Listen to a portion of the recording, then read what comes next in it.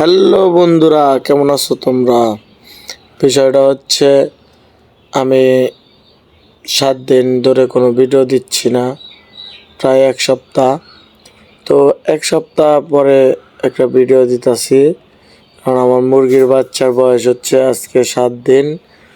তো 7 দিন তোর বুড়ারের নিচে রাখা সম্ভব না, প্রচণ্ড শীতের কারণে আমি মানে মাঝামাঝি দিয়ে একটা রশি টানিয়ে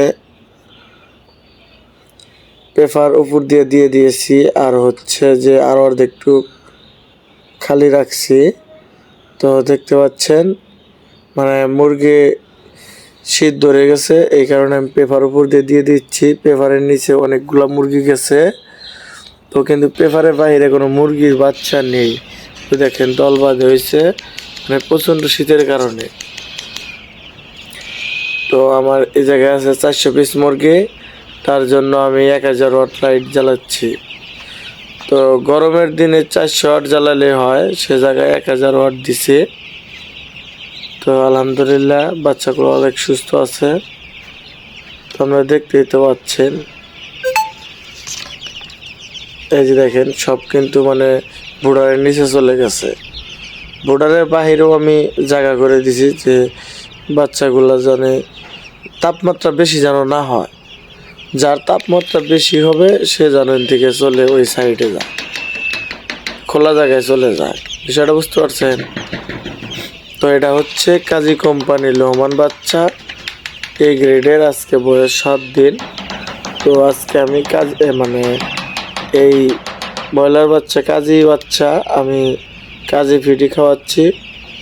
তো এর আগে যেগুলা ভিডিও দিচ্ছি সেগুলা হচ্ছে ভিআইপি শাহাদাতের বাচ্চা ছিল, আর হচ্ছে আপনার 71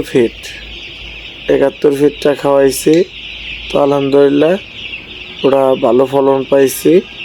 তো আসলে মুরগির তো বাজার নেই, বাজারটা অনেক কম।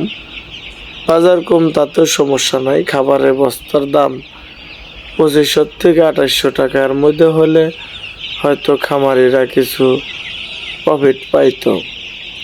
খাবারের দামটা অনেক বেশি থাকার কারণে খামারিরা হিসাব করলে দেখা যায় তাদের আসলে লস হয়।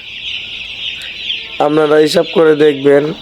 তো আমি এই বাচ্চার জানি না আমি বাজার কেমন পাবো।